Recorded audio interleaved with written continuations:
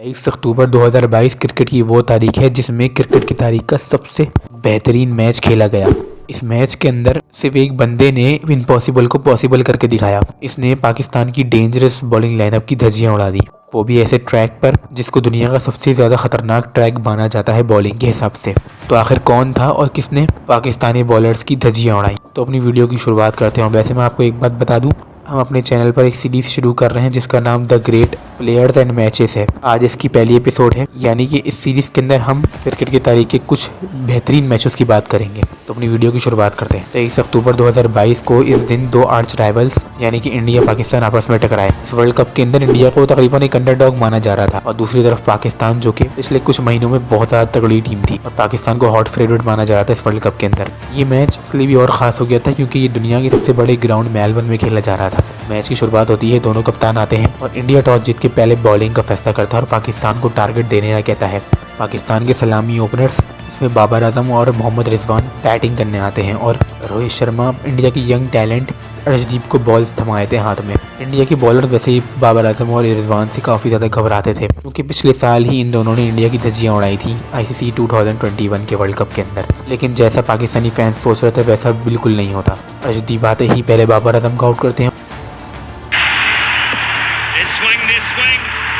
उसके अगले ओवर के अंदर मोहम्मद रिजवान को घर का रास्ता दिखाते हैं। ये देखते ही पाकिस्तानियों की जैसे कि उम्मीदें टूट गई। पाकिस्तान के दोनों ओपनर, जो कि एक तरीके से पाकिस्तान की बैकबोन थे, उसको अर्शदीप ने तोड़ दिया। उसके बाद शान मसूद का साथ देते हैं इफ्तिखार अहमद। मैच बढ़ता रहता है, दोनों बल्लेबाज पार्टनरशिप जमाने की कोशिश करते हैं और फिर मैच का एक ऐसा हिस्सा आता है जहाँ पर इफ्तिखार 3 लगातार छक्के लगा के अक्षर पटेल को मैच का बिल्कुल ही रुख बदल देते हैं। ये देखकर इंडियन फैंस भी समझ गए थे कि पाकिस्तान इतनी आसानी से तो मैच को देने नहीं वाला। एक तरफ शान मसूद डिफेंसिंग अप्रोच के साथ बैटिंग कर रहे थे तो दूसरी तरफ इफ्तिखार अहमद हिटिंग लगा रहे थे। लेकिन इफ्तिखार की 50 होने के बाद हार्दिक पांड्या इनको घर का रास्ता दिखाते हैं, उन्हें LBW आउट करके आउट कर पवेलियन का रास्ता दिखाते हैं। फिर नीचे आने वाले ये प्लेयर थोड़ा बहुत कंट्रीब्यूट करते हैं स्कोर के अंदर, जिसमें शदाब खान, मोहम्मद नवाज, आसिफ अली और शाहिन शाह अफरीदी का भरपूर साथ होता है। इन सब के रन जोड़कर पाकिस्तान 159 तक ही पहुंच पाता है और इंडिया को 160 जैसा बिग टारगेट देता है। T20 के हिसाब से तो ये इतना ज़्यादा टारगेट नहीं था, लेकिन मेलबर्न के हिसाब से ये बहुत ज़्यादा था और पाकिस्तान की जिस तरह की बॉलिंग थी, फैंस को पुख्ता यकीन हो गया था कि पाकिस्तान ये मैच जीत सकता है। इंडिया की बैटिंग जब आती है तो इनके ओपनर्स रोहित शर्मा और KL राहुल आते हैं। शुरुआत में शाहिन शाह अफरीदी पहला ओवर डालते हैं तो विकेट नहीं ले पाते। दूसरे ओवर के अंदर नसीम शाह एक अनप्लेबल डिलीवरी डालते हैं जिस पर KL राहुल के पास कोई जवाब नहीं होता और वो आउट हो जाते हैं। पाकिस्तान को ब्रेक थ्रू मिल गया था बहुत जल्दी ही। उसके बाद हारिस रऊफ आउट कर देते हैं रोहित शर्मा को। ये देखकर एक लगने लगता है कि आज इंडियन बैट्समैन पाकिस्तानी बॉलर का सामना नहीं कर पाएंगे। ऐसा हो भी रहा था, एक के बाद एक सबकी कमर तोड़ रहे थे पाकिस्तानी बॉलर। KL राहुल और अक्षर पटेल के बाद रोहित शर्मा और सूर्य कुमार का भी दिवालिया निकल जाता है और इंडिया के सिर्फ और सिर्फ 30 रन के अंदर 4 खिलाड़ी आउट हो जाते हैं। ये सब देखकर पाकिस्तानी फैंस ने खुशियां मनाना शुरू कर दी और एयरपोर्ट के अंदर धमाल मचाना शुरू कर दिया कि पाकिस्तान ये मैच जीत गया है, जिसका नमूना मैं आपको एक क्लिप दिखाता हूँ। आप इस क्लिप के अंदर वाज़ेह तौर पर देख सकते हैं कि पाकिस्तानी फैंस ने किस तरीके से खुशियां मनाना शुरू कर दी 4 विकेटों के गिरने के बाद। लेकिन इसका मैच जीत के लोगों को पहले से पता चल गया और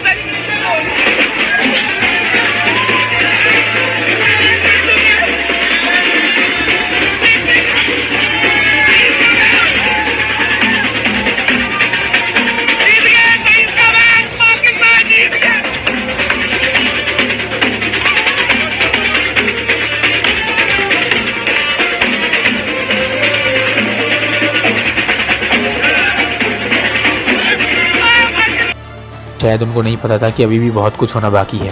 30 रन पर 4 खिलाड़ी आउट होने के बाद विराट कोहली और हार्दिक पांड्या क्रीज के ऊपर खड़े होते हैं। हार्दिक पांड्या का डिफेंसिव माइंडसेट देखकर विराट कोहली समझ गए थे कि हार्दिक पांड्या का मोराल बिल्कुल ही टूट चुका है। वो समझ चुके हैं कि अब इंडिया यहाँ से मैच नहीं जीत सकता। जिससे विराट कोहली हार्दिक पांड्या को हौसला दिलाते हैं और उन्हें समझाते हैं जाकर ओवर के बाद। लेकिन हार्दिक पांड्या इतनी फ्रस्ट्रेट हो गए थे कि 1 रन को 2 रन नहीं बना रहे थे, जिससे विराट कोहली बहुत गुस्सा भी होते हैं उनके ऊपर कि वो 2 रन नहीं कर रहे। लेकिन मैच का एक ऐसा रुख आता है जहाँ पर हार्दिक भी समझ जाते हैं कि विराट आज बिल्कुल ही अलग ही स्टाइल में आए हैं, वो अलग ही माइंडसेट रखते हैं पाकिस्तान को हरवाने का। उसके बाद हार्दिक पांड्या और विराट कोहली की काफ़ी देर तक पार्टनरशिप जमी रहती है और पाकिस्तानी बॉलर्स इनको आउट नहीं कर पा रहे थे। लेकिन बाबर आजम ने अपना मेन हथियार यानी हारिस रऊफ को बिल्कुल ही साइडलाइन कर दिया था बॉलिंग लाइनअप से। हारिस रऊफ को जब लेकर आना चाह रहे थे जब बिल्कुल मैच करीब आ जाए, यानी मैच बिल्कुल करीब आ जाए, हारिस रऊफ इंडिया की कमर तोड़ दें। उस टाइम पर दोनों प्लेयर्स मिला के 18 बॉल में 48 रन रह जाते हैं। ये अभी भी देखने में बहुत मुश्किल लग रहा था कि विराट कोहली ये रन नहीं बना पाएंगे। हार्दिक पांड्या की शक्ल से भी लग रहा था कि ये बहुत मुश्किल रन है। पाकिस्तानी प्लेयर्स का जिस तरह से पेस आ रहा था,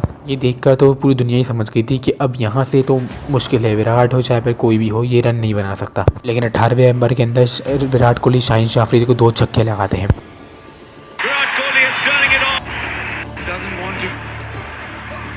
और यहाँ से मैच चेंज होना शुरू होता है फिर बाबर आजम अपना मेन हथियार आजमाते हैं, जिसपे हारिस रऊफ को वो सेकंड लास्ट ओवर देते हैं। शुरू की 4 बॉलें हारिस रऊफ बहुत बेहतरीन डालते हैं, फिर 8 बॉलों पे 28 रन रह जाते हैं। उसके बाद अब विराट की ये बात सुने जिसमें उन्होंने इंटरव्यू में क्या कहा।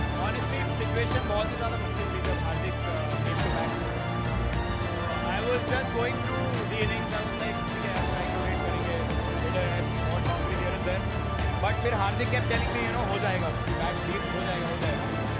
मैंने found it at the right time. But still 50 off three. Haris Rauf to bowl 1 over. I was thinking it's going to be challenging. But I told Hardik one thing कि अगर हारिस रऊफ को अटैक किया तो वो लोग पैनिक कर जाएंगे।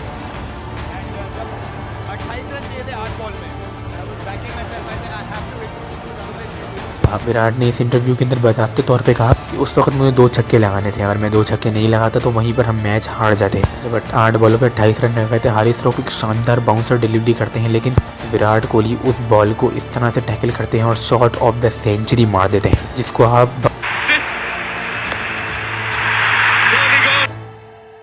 खूबी देख सकते हैं वीडियो के अंदर। इसके बाद विराट कोहली और इंडियन फैंस का मोरल हाई हो गया। विराट कोहली इसके बाद एक और छक्का लगाते हैं और 16 रन रह जाते हैं आखिरी ओवर के अंदर। ये देखकर सब हक्के बक्के रह गए, खुद हारिस रऊफ भी हक्के बक्के रह गए। कोई ऐसे कौन टैकल कर सकता है ऐसी बॉल को, लेकिन वो विराट थे। यही उस बंदे की क्लास है। ये देखकर तो ऐसा लग रहा था कि 16 रन तो अब कुछ नहीं है, लेकिन मोहम्मद नवाज को लगाया जाता है। मोहम्मद नवाज एक नई हरबा इस्तेमाल करते हैं रिजवान को पीछे करके। वो हर बॉल बहुत तेज कर रहे थे, जिस पर इंडियन प्लेयर एक बार फिर से फ्रस्ट्रेट होने लगते हैं। हार्दिक पांड्या पहली बॉल पे आउट जाते हैं ओवर की। उसके बाद दिनेश कार्तिक का भी दिवालिया निकल जाता है। लेकिन जब विराट कोहली फिर से क्रीज पे आते हैं, वो नवाज की एक गलत डिलीवरी को भरपूर फायदा उठाते हैं और उस पर छक्का रसीद कर देते हैं, जिस पर अंपायर बखूबी तौर पर नो बॉल भी देता है। और यहाँ से पाकिस्तान की कमर टूट चुकी थी। विराट ने न सिर्फ पाकिस्तानी प्लेयर्स की बल्कि पूरे पाकिस्तानी फैंस की, पूरे पाकिस्तान की उम्मीदों पर पानी फेर दिया था। वो मैच जिसको पाकिस्तान ने महीनों से ख्वाब देखा कि वो ये मैच जीतेंगे, लेकिन विराट ने उनका ख्वाब चकनाचूर कर दिया। मैच की ये नौबत आ जाती है कि 1 बॉल पे 1 रन चाहिए होता है।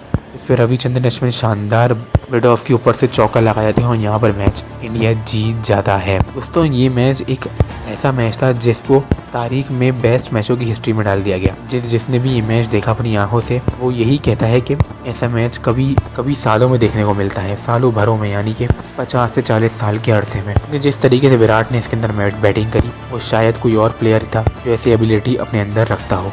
तो इस बारे में आप लोग क्या राय कमेंट में ज़रूर बताइएगा, और आप लोग क्या ओपिनियन देते हैं कि किसकी वजह से पाकिस्तान ने ऐसी क्या गलती करी इस मैच के अंदर जिसको उनको इतनी बड़ी जीत से हाथ धोना पड़ा। तो मिलता हूँ अगली वीडियो में, तब तक के लिए खुदा हाफिज़।